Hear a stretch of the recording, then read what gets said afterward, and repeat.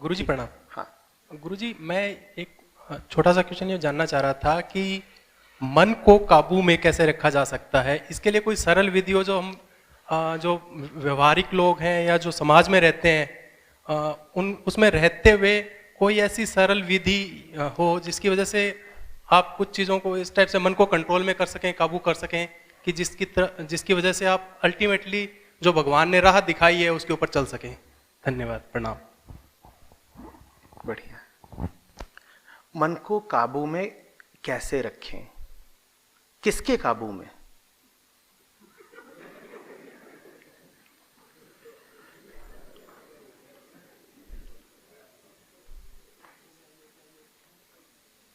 कौन है जो मन को काबू में रखना चाहता है?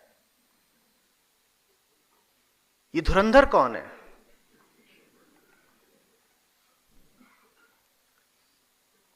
कहिए, ये मैं कौन है जो मन को काबू में रखेगा? अब समझो गौर से, जिसे तुम काबू में रखना चाहते हो वो तुम्हारी छाया है। तुम जैसे हो वो वैसी है, तुम उसे काबू में कैसे कर लोगे?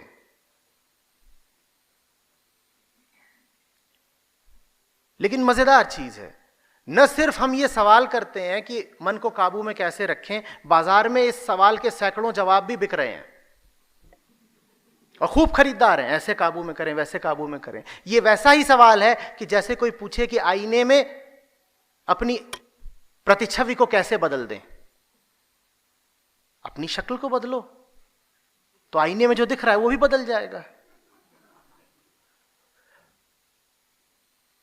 मन मैं का मौसम है। मन मैं के इर्द गिर्द की गतिविधि है। मैं जैसा होगा उसके इर्द गिर्द की गतिविधि भी वैसी होगी, उसका नाम मन है।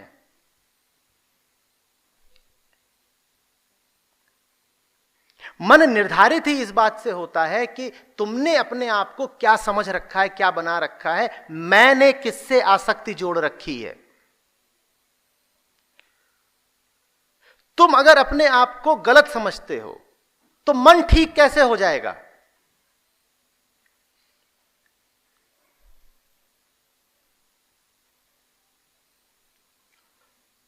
तुम अगर जाकर खड़े ही कीचड़ में हो गए हो तो आसपास खुशबू का माहौल कैसे रहेगा?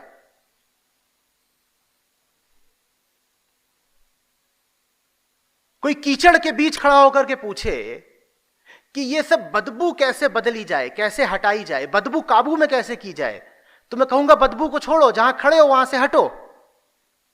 तुम जहां खड़े हो बदबू वहां की अनिवार्यता है, लेकिन जिद तुम्हारी पक्की है। तुम कहते हो हम वहीं खड़े रहेंगे जहां हम हैं, बदबू नहीं आनी चाहिए। यह नहीं हो सकता।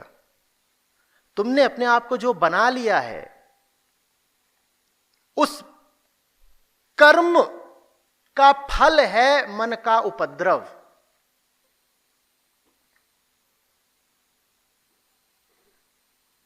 तुम बदल जाओ, मन बदल जाएगा। मन माने क्या? मन से तुम्हारा आशय होता है चेतना। मन से तुम्हारा आशय होता है भीतर से जो भावनाएं उठती हैं, विचार उठते हैं, प्रतिक्रियाएं उठती हैं, इन्हीं सबको तुम मन कहते हो। तुम ये देख ही नहीं रहे कि ये सारे विचार किसको उठते हैं, ये सारी भावनाएं, ये प्रतिक्रियाएं किसको उठती हैं? तुम्हें उठती हैं। इनके केंद्र में तुम हो।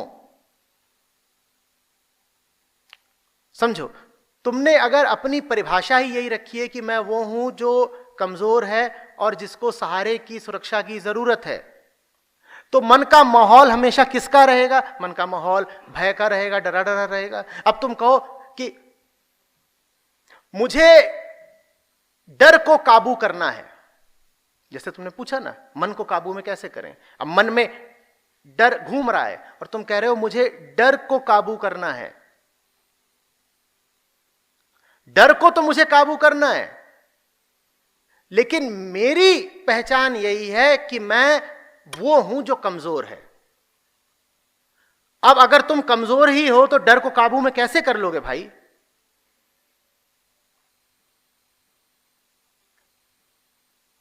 तुम अपने आप को कुछ बना करके जीवन में घूमते हो, रमण करते हो, जो तुमने अपने आप को बना रखा है उसको समझो, गौर से देखो कि क्या बना रखा है।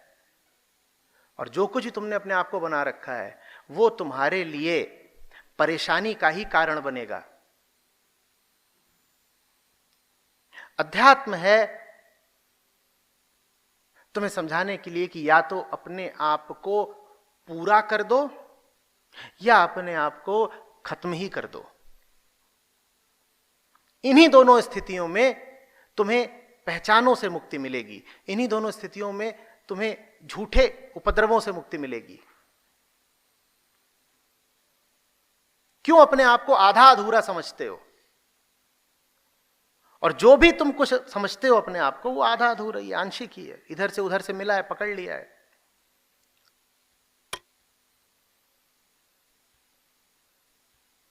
काम तो आसान होना चाहिए कि अपने आप को अब पूरा मानना है। पहले अधूरा मानते थे, अब अपने आप को पूरा माना करेंगे। आसान नहीं है। आसान इसलिए नहीं है क्योंकि अधूरा मानने में मैं बचा रहता है। अपने आप को पूरा मानने में मैं मिटता है। अधूरा मानने में बड़ा स्वार्थ जुड़ा हुआ है। स्वार्थ तो जुड़ा हुआ है पर अधूरा मानने के साथ तकलीफ भी बहुत जुड़ी हुई है। जब तकलीफ उठती है तो फिर ऐसे सवाल करते हो कि मन को काबू में कैसे लाएं।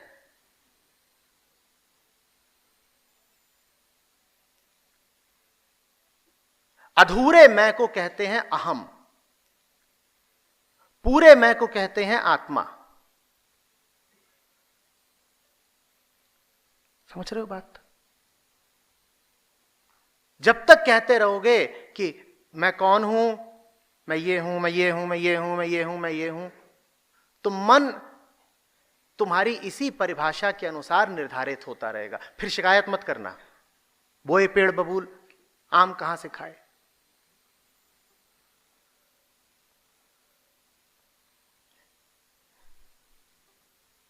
इस बोध के साथ जियो कि भीतर भीतर हम बिल्कुल पूरे हैं, हमें कोई जरूरत नहीं। जरूरतें जितनी हैं सब बाहरी हैं। जरूरतें पूरी हो जाए तो भी कोई बाहरी चीज पूरी हुई, जरूरतें पूरी नहीं भी हुई तो भी कोई बाहरी चीज अधूरी रही।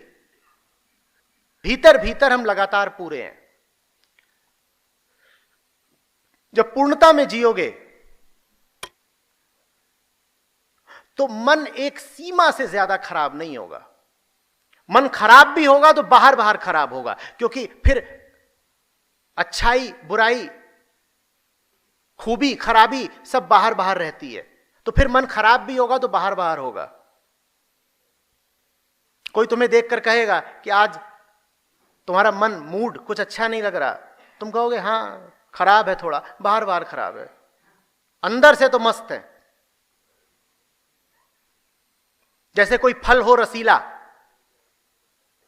जिसके छिलके पर धूल पड़ गई हो, उस धूल का उसके रस पर कोई प्रभाव नहीं पड़ रहा, भीतर भीतर वो फल मस्त है। हां आंधी चली थी धूल पड़ गई है, आज आंधी चली थी धूल पड़ गई है, आज थोड़ा सा छिलका गंदा है, हम तो लेकिन रसीले ही हैं, हम पर कोई असर नहीं पड़ रहा। ऐसे जियो, फिर नहीं कहोगे कि मन को काबू में करना है।